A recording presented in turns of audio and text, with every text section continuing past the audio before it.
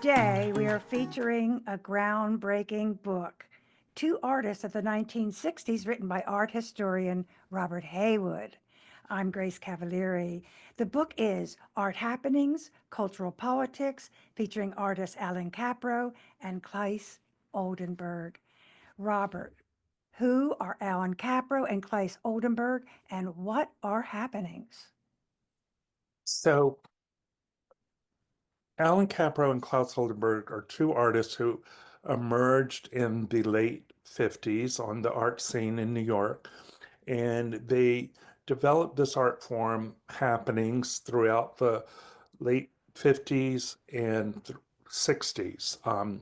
It faded off, by the early 70s. So they are two of the many people who produce happenings. I decided to focus on those two to create this kind of comparison between to show how happenings are varied. Sometimes they just got lumped into one category, and I wanted to show how distinct they were. So I picked two of the artists who I thought were among the most interesting. And of course, Kaprow being the inventor of happenings. Well, we're going to demonstrate their work with illustrations from this book by Yale University Press.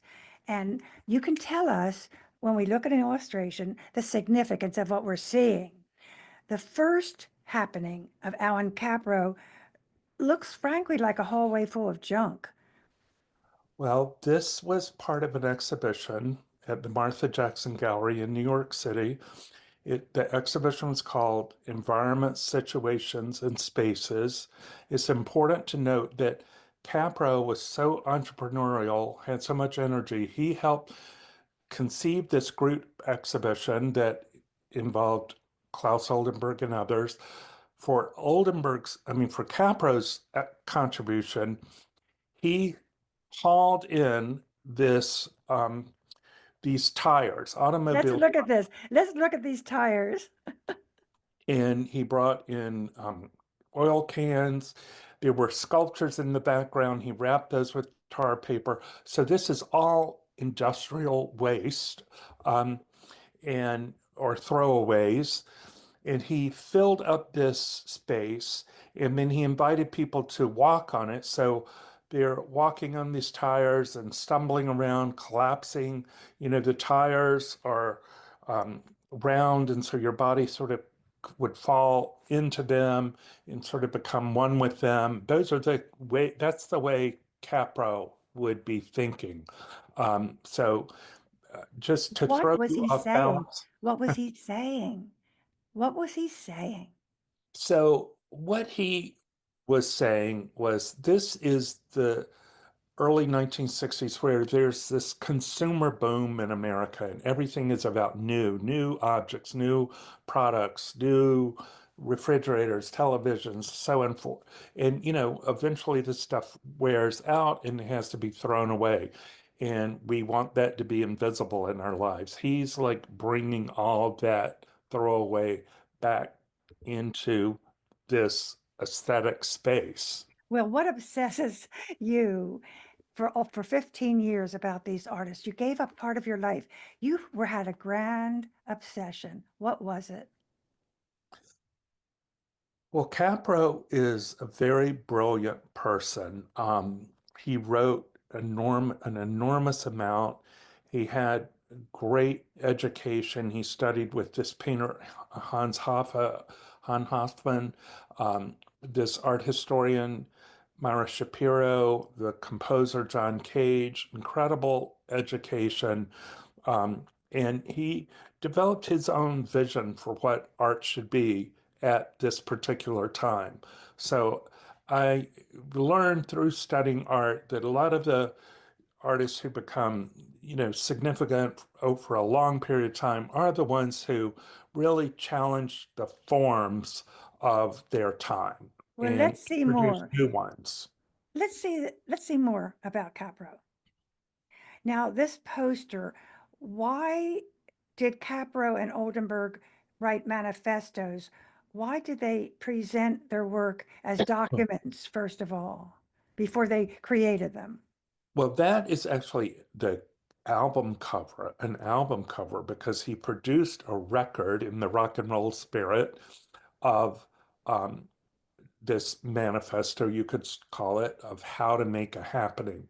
And the recording is very dry. It's got this professorial tone to it, unlike, a rock band. But the whole album is like telling you how to make a happening. And it's like, first of all, a lot of negatives, like don't do this, don't paint, don't sculpt, don't. Then he tells you that happenings are drawn from the real world, involve the temporality of the real world. So it's a long manifesto of how to make a happening, because people by this point were extremely interested in happenings all over the world, especially in Europe, Germany. And he wanted to lay out these guidelines because everybody was calling things a happening, and he wanted it to be more specific of, I was wondering how you got these original archives, these materials. How did you get them? well, I will tell you that at the time I was working on Allan Kaprow, the archives belonged to him, and they were piled in his office at University of California, San Diego, and they were just thrown in boxes. There was no order to them, and there were hundreds of boxes. I had to go through those one by one. When I was almost finishing the book, the Getty in Los Angeles acquired his papers, and they brought a lot of order to them. So, but I did not have that benefit when I was starting out. And in the case of Caprow, I went to meet with him. I'd already gotten to know him and built a friendship with him. He led me to his office, opened the door, and said, "Here, go at it." And you And did. he left me there day after day after day. Yeah. And you did. Let's see something more that he did. Now what do we have here? It looks like people are preparing a very nice dinner party outside, al fresco. Yes. So with this self-service, Capro wanted to create happenings. His vision was all over the world, and it would take place simultaneously or at different times during the day. Um, so he created these happenings that are little directions. They're just scores, he called them. And you could take one of those scores and go create it. So he created these scores and distributed them to museums and people around the world, people who were going to then fulfill the directions and make this happen. This one called self-service, um, he just told them to take a table, decorate it, um, set the table, put money on the plates, food, and then walk away and leave it. Okay, we look at that. After they leave it, we see an abandoned dinner party. Right. So, And what is that supposed to say? so it's this, what he's interested in are the rituals of everyday life, Hmm. just such as setting a table, which involves, quite a bit of work if you do it, in a fanciful way, as this one looks. So he's involving participants in this ritual of setting a table. Normally, when we set a table, has a function. It can be a holiday, a birthday, whatever. When you set a table this elaborately, there's usually some um, reason for it. But in this case, he removes the functionality of it and just leaves it there on the side of the street. He changes the context from home to highway and leaves it there so that the visitor drives by and they're surprised, they're curious, like, what is this? They are tempted, and they can take parts of it away. Um, and so it's like you're stumbling upon this artwork, but you don't know who the author is. You don't know. The museum gives you a context kind of save context, it announces itself ahead of time. This is art.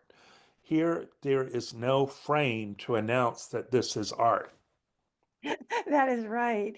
And I cannot imagine how people first encountered this, and I'm sure a great buzz started about it. And then Kaprow did something that I really want to hear about, and it is called fluids. And this is the most enchanting idea of how to show conspicuous consumption, how to show labor and capitalism, how to show all of his beefs. So let's talk about fluids. Tell us about this. So by 1970, 1967, so this is only, like 9 years, he's developed such a reputation in the United States and Europe that the Pasadena Museum of Art in California wanted to have his first retrospective.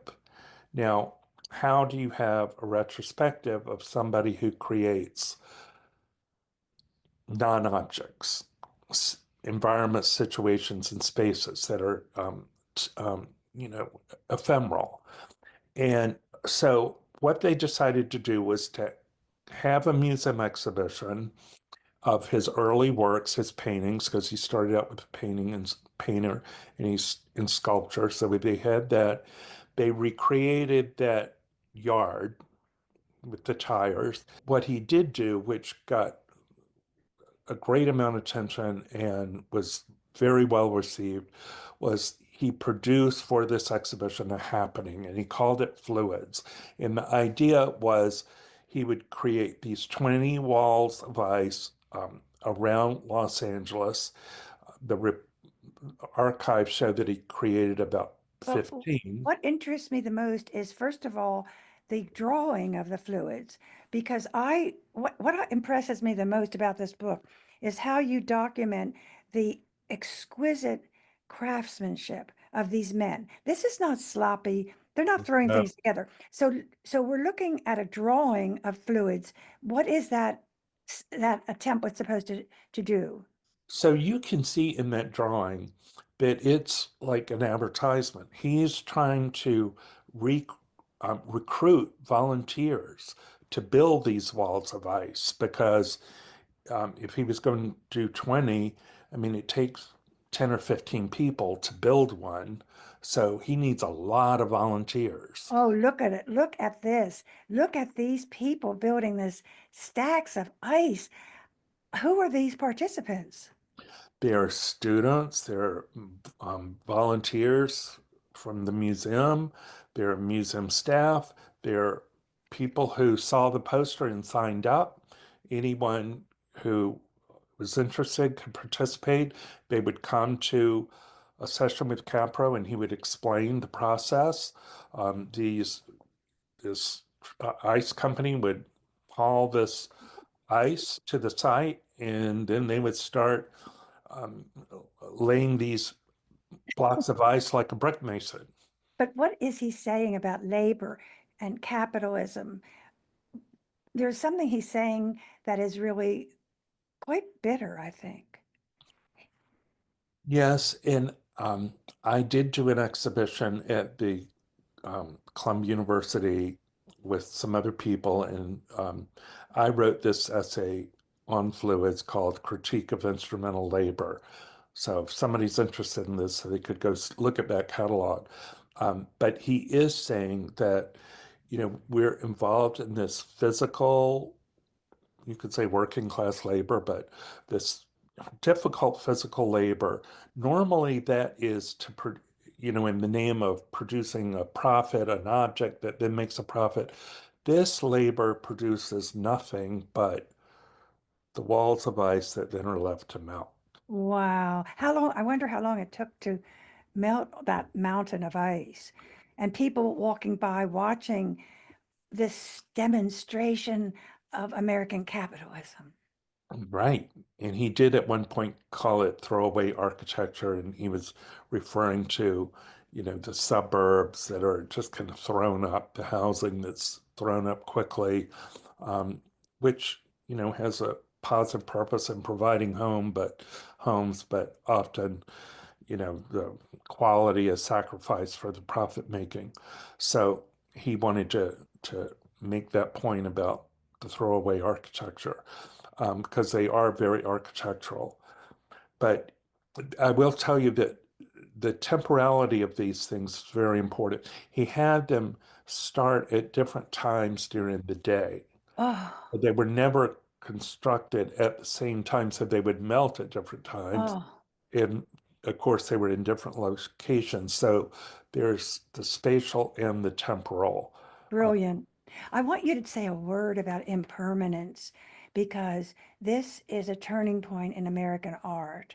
And it also is a very spiritual practice that nothing remains and it has a philosophical overtone. So, talk about impermanence. This is the first time in history that they demonstrated this and called it art. And I'd love to hear your thoughts on this. well, it's funny that you say a spiritual. I mean, Kaprow was not a Buddhist, but he was interested in Buddhism. And so that, you know, may have played some role in his thinking here. But what um, he directly refers to is the notion of planned obsolescence, which Hmm. is a corporate strategy to produce objects like a washing machine or whatever that has a end date built in so that then the consumer is forced to buy a new one. So it expires, intentionally. And that was a concept in the 50s, 60s that um, was at work and in consumer culture, and he definitely is commenting on that. And so the significance of having a happening by a McDonald's, if that's not an American icon of efficiency and cultural degradation, why Yes. why McDonald's? Well, it's the perfect example of, you drive through, order a hamburger, you've got all the trash, that you've got to deal with, you throw it away. And it's it really juxtaposing the fluids, and the the sort of, like I said, the throwaway culture really fits in with the McDonald's. Did you I mean, ever enter a happening? I did later because Capro had different forms of retrospectives, and they were always reinventing happenings. And I did participate in the reinventions in the 90s when I had gotten to know him, and I would go to different conferences where he was speaking and producing these works. So, yes. Well, now we turn to Claes Oldenburg, who may be actually better remembered, I think, than Kaprow, but I wonder why this is. I mean, I knew Oldenburg's name, and when I ask people about the book, they all know his name. Well, Klaus Oldenburg was commercially successful. Capra, one big difference in them, Capra was a university art professor, and that can be its own kind of bubble, and you have an audience, you've got students, you've got other professors. I mean, it can be a bubble. And so he had all that. Oldenburg had to build an audience and an income for himself. So he had to sell artworks because he was not associated with the academic world. No salary either. Right.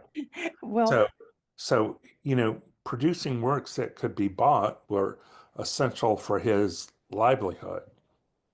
and we have those today that remain in museums. I'm interested in your own relationship with Kaprow and Oldenburg. You had to establish one, 15 years of pursuing these guys.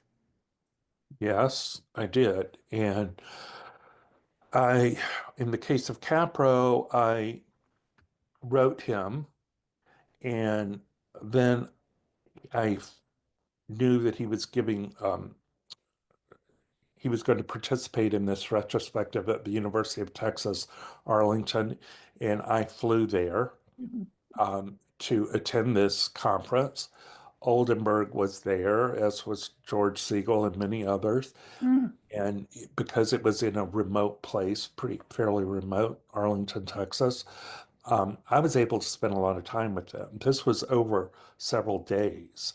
So not only did I attend the conference, participate in Kaprow's happenings, but I socialized with them. So I was able to tell them, about my book and what I was working on.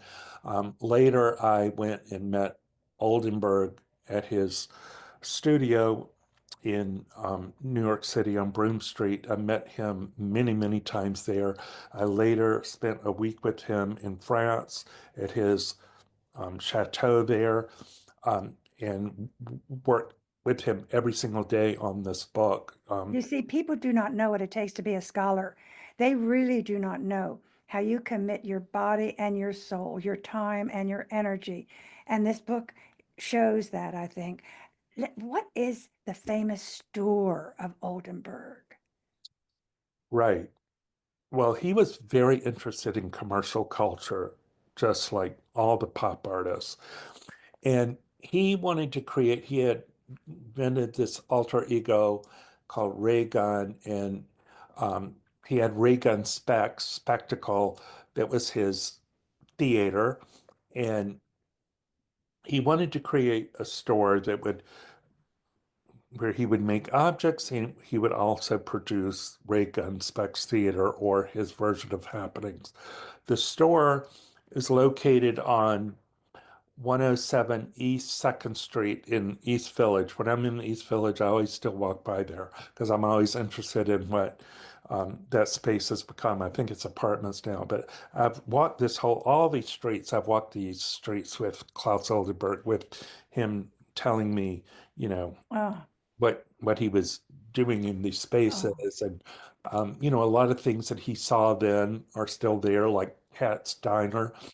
Um, but East Village is very, immigrant culture, and he's very interested in that. And he wanted his store to reflect that. But in the store during the day, he made objects out of plaster.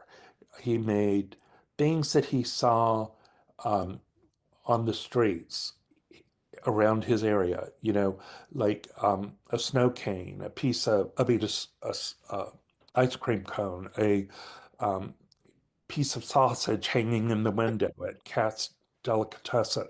He recreated these in plaster, and instead of just putting everything on a pedestal like you see in a museum, he had some hanging from the ceiling on the floor, some on pedestals. So you would walk in there, and it would be like a store. oh. And but they're all like these beautifully crafted plaster Hmm. objects that are painted and they're kind of splattered with paint.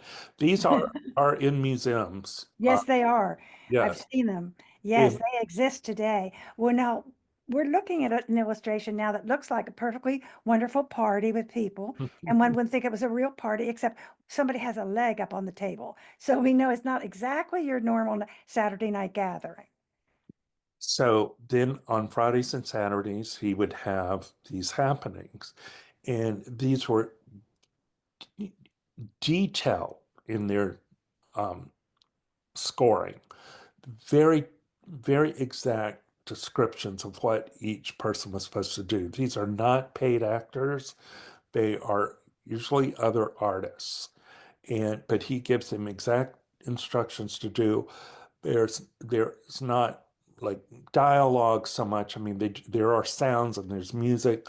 Um, in this case, there was a moment where they were all speaking different languages because each of these people that's around this table are from a different country.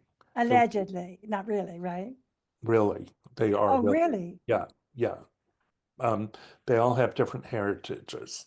So um, at one point, they're all speaking sort of non-communication. So if you don't understand somebody's language, it's sound. I mean, you can appreciate the sound, of the language. Mm. But this is a scene in this happening where they're sitting around, they're in a restaurant, and like the waiter, there's a lot of absurdity. The waiter would come and serve them um, uh, with a tray, and there would be food attached to it, but there would be a string to it. So, they couldn't take it because it's tied to the server, to the tray. A lot of play and um, absurdity, satire, and you can see she's got her leg propped up on the table. I mean, this is all in his script. Mm, Um, and putting make the white powder on their face. Later, they covered their face with aluminum foil. I mean, these are, when somebody called it visual theater, and I think that's a good description because very good. Very it good. is visual. It's not supposed to follow any kind of narrative logic in the way a typical story would be created.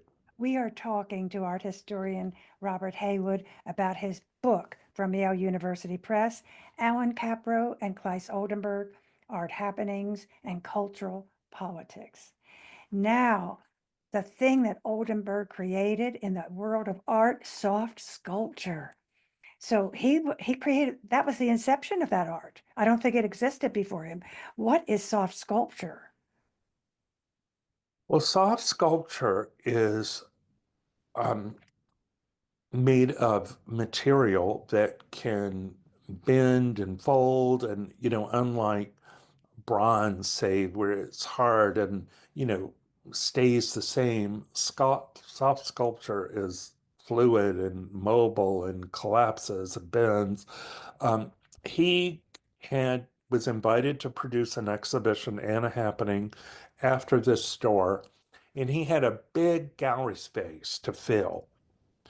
And this store was very small, just like 80 feet long by 10 feet, something like that.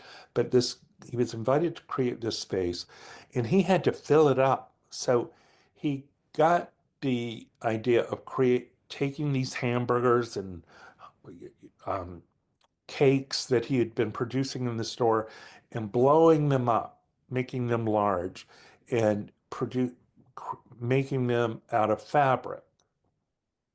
And his wife at the time, Patty, she had been making these various costumes for him for his happenings.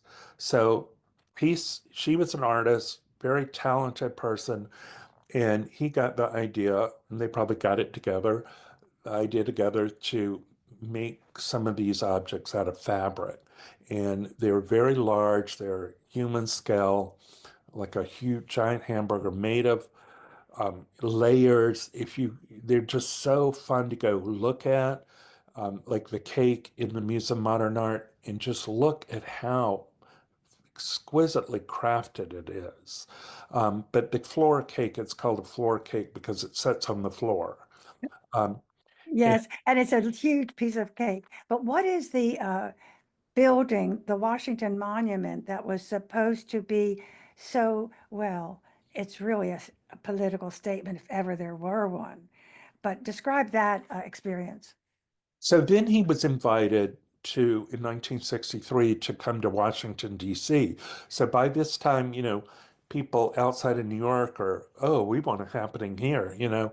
So he was invited to come to Washington, D.C. by the Washington Gallery of Modern Art and to produce a happening. And as he always did, he started calling his happenings civic reports, and Mm. he would go and just be like a tourist, just wandering the streets, ride the bus, just observing, taking notes of every little detail about the city. Of course, when you're in Washington, the first thing you notice is how white it is, all the marble, and um, the Washington Monument, of course, which is, huge, um, one of the grandest obelisks, if not, I guess it is the tallest obelisk in the world. Um, and so all of these things he's observing, and he wants to produce a happening about Washington, D.C. And so he calls it Stars, a Farce for Objects, because he's an object maker. And Mhm. he was really intrigued not only by the monumental architecture and sculpture, but also the cheap tourist trinkets, a lot of them from Japan. So there, you might see the Washington Monument, but then you see it reproduced on an ashtray. So there's something like grand and holy about some of the buildings, and then you see very cheap kitsch versions of them. He was as interested in the kitsch as he was the actual monument. So that's what this star's A Farce for Object is. And And that soft sculpture says quite a bit. yes, so there was a moment where he um, recreated the Washington Monument. And Not as elegantly as one would think. no, but he saw it, as very phallic. He called it a super prick. That Mhm. that's his humorous description, and he's very witty. Um, but it's somebody wore this as a costume and walks out in the group around the people, and the Washington Monument collapses. So Mm. it does exactly the opposite of what it was intended to do, was to be this permanent erect form. Wow. Well, next, we see something that I thought was a fashion show. Well, then the happening ends, and again, it's very scripted. And in my book, I go through it in detail, but it ends with the arrival of Miss Washington. That's what he called her. He had studied, as he always does, not only things around the street, but also newspapers, magazines, and he would cut these things out and put them in notebooks that he used as sources. This there's an image of the Daughters of American Revolution um, beauty pageant. So you can see how they're lined up, on the stairs, their fishnet hose, and that's one of the images that he collected. And he got this idea that he would have a Miss Washington in this grand, big outfit that he conceived on paper. So we have a Yeah. drawing of it. Yes. He, Uh, he drew a picture of Miss Washington with all of her billowing finery. right. And so it was stuffed. It was sewn, by Patty, and then stuffed with various materials and paper. And so he would bump into people she would bump into people walking through. Um, and so it wasn't like this polite fashion show. It was very disruptive. And then the happening ended when she drops this costume and is standing there in a bikini, and then the um, happening is over. Yes, it surely must be. And um, it's lots of fun. I have to say, they took away the arch quality from art when it was only on canvases, which we will demonstrate now with, guess what? Water. So you're going to show us people floating in the water, and I cannot imagine what bystanders think is going on. So tell us what you think he's doing. First of all, you said that Kaprow was at every one of his happenings and Oldenburg was as well. Yes. Okay, that was very important because they were creating a work of art right there. What are Now, these people doing now, floating? just to correct one thing, Capra would send these directions out to different museums Oh, I see. and allow them to create their own happening as part of a sort of world event, where with happening staged around different parts of the country. So, he wasn't there for everyone like that, but he definitely conceived um, the the the event in multiple places. And that was very important to him, to have things going on in different places at the same time or at different times during the day. But Oldenburg's were much more controlled and scripted.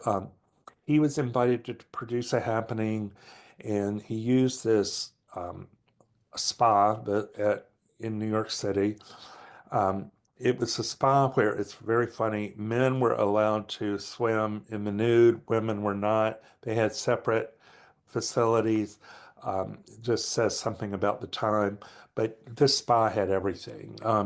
And massages. So the happening is all about that spa. Um, and in my book, I have documentation about the spa itself, but um, he wanted to do a piece in the swimming pool. His ideal was for it to end in a mass swim, but the owner, Al, would not allow him to end it in a mass swim. But he looked at the body of water as a canvas or a sheet of paper because he's one of the great watercolorists of all times. He's in line with, Cezanne and Winslow Homer and Sargent and the the people who we associate with the medium of watercolor. Claes Oldenburg is right there with them. Hmm. And he was looking at the pool as a sheet of paper, canvas, as water, a watercolor. So, but it's a watercolor. When you produce watercolor, you know, you don't have the kind of control you do with acrylic or oil. So water just sort of spreads across the page in its own, has its own sort of motor. Um, and he wanted to conceive this piece so that there would be different floating objects and people different in different costumes. Everything was timed. He had this famous curator, Henry Galsaler, who is he called him Dumpy, and he had him floating in this yellow float. He had another woman Oh, blow yes, up this is a separate balloons. illustration. Yeah, another one blow up balloons and attach to her body so that it becomes this beautiful pink form. So you see Henry floating, and then the happening ended with putting dropping a flag, American flag, and then just letting it sink, and it sinks Mm. very slowly. Some Mm. things sink, some things float. Mm. Interested in all this. And so it's a very formal happening, actually. Well, his contempt for institutions certainly changed the world of art forevermore, and actually pivotal in the new way we look at art and think about art, motion, Absolutely. installations, but eventually profitable For him. for him. Well, because he produced watercolors and drawings and objects, he was very financially successful eventually by, I would say, the late 60s. He started having retrospectives at museums and so he was a very, very successful artist financially. Mhm. And I know you are in love with his drawings and his sketches, and here we have an example of that, of a beautiful sketch he has. What is the significance of this toilet floating? So he was invited to DC, he was invited to London. And again, he wanted to create a civic report of London. And one of the things he observed and was fascinated with was this river, the Thames River, so important to building empire, industrialization, trade. This, river that's so central to the economy and the um, just experience of London was incredibly polluted. Mm, And, people got cholera from it. Many yes. died. Um, and so he wanted, as part of his civic report, to comment on that. So he has these toilet floats. They're called in Britain, they're called ball cocks. And so you can see there, this is a postcard, and he's then added on the postcard, drawn with ink and watercolor, um, these balls, and they're attached on either ends of the bridge. And the way he envisioned them is they would float, rise and fall with the tide. So And I these are, love the sketch of this. The original sketch of this is absolutely beautiful. yes, and these he started calling proposed monuments. And they're proposed because they're highly unlikely to be built. Now, I would say yes. later in his career, he designed many things that could be built, and these large sculptures are all over the place. But some of the most provocative ones are the ones that remained in their proposed form. But as a draftsman, you say there is no one superior to him because his exquisite precision in drawing is shown here in this illustration. Yes. So I wanted to relate these to his happening washes because usually most art historians they've treated the happenings as just its own form, its own category, and not seen how interrelated they are to Oldenburg's sculptures and to his happenings. And we saw in washes how his interest in water and fluidity and all the viscosity of water and how things sink um, and rise. So this Thames River was like another body of water to work with. And with this proposed colossal monument, that's what he called it, proposed colossal monuments, he um, produced many variations of it. Some are very fluid watercolors, and then this one is very tightly rendered like an a architectural drawing. And Mm-hmm. it's exquisite in that way. Mm-hmm. And then you can see just the water. This is how just incredible he is. The water is just suggested by a few, very few squiggly lines. Most of that is just blank paper. But you can see with this drawing, just every line matters. Um, But and what is that little object that he crossed out at the top? That little um, bubble. yes, Is that because just showing that this is a real work? I mean, this is me at work? yes, the process of producing something and then scratching it out. So, he wants to reveal the process of making it. Um, so it's not just a, a drawing about the subject matter, it's also a drawing about drawing itself. Um, Ah, And then, and with his wit, he has the big ball and the center circle that suggests a breast or whatever. So with his sculptures, they reference the body in multiple ways. And huh. it's never a single reference. I mean, um, but he's always kind of thinking about how things are made in the image of man and woman in their form. You know, Robert, you have taken the most complex of all subjects and organized it in a brilliant and beautifully placed book that catalogs and illustrates. And so I'd like to know, how in the world did you take all these disparate ideas? You've got art, you've got politics, you've got sociology, you've got polit artists and events and situations, and you're looking at all this and you've got to make a book. How do you braid all of these elements and what does it take? Well, it was very, very difficult for me because art historians, or generally modern art historians, are trained to look at objects and analyze them, for the materials are used, the forms, um, the way they're framed, this. So I started out with no objects. All I had are boxes of papers. So I had nothing to grab hold of. And it took me years to, organize just the papers that I Hmm. accumulated, especially with Kaprow.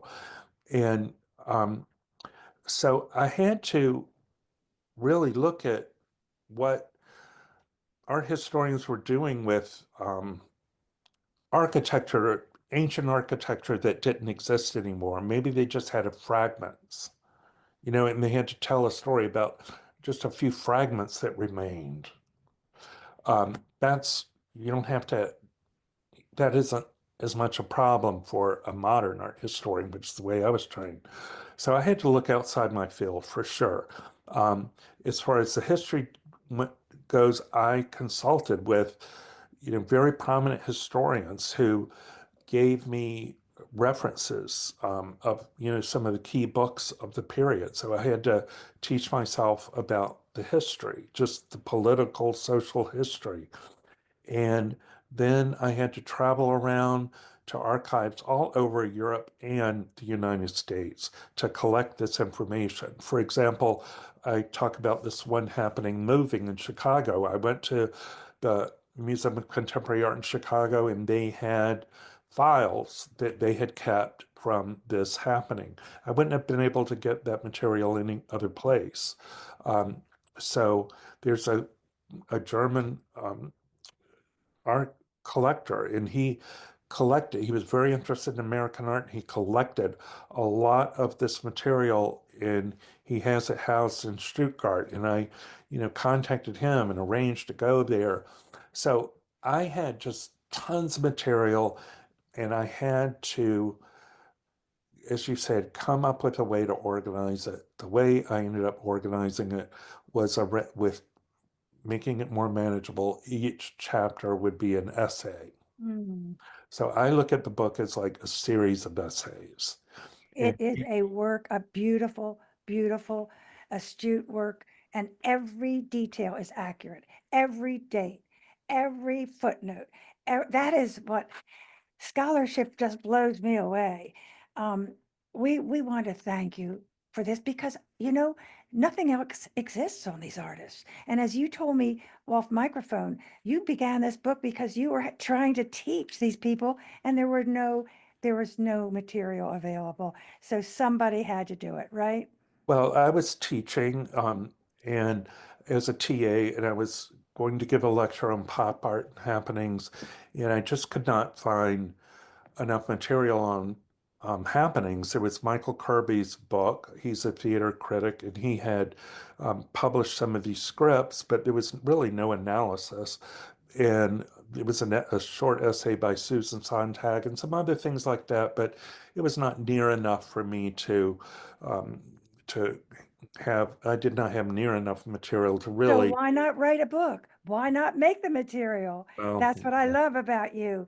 I I think that the world owes you a great thank you, and the book is available through the University of Yale Press. We collectively thank art historians for making things permanent for us, the viewers. We have been talking to art historian Robert Haywood about art happenings, cultural politics featuring artists Allan Kaprow and Claes Oldenburg. This is a book from Yale University Press, and it's available on Amazon. Our engineer and producer is Henry Crawford. I'm Grace Cavalieri. thank you, Grace.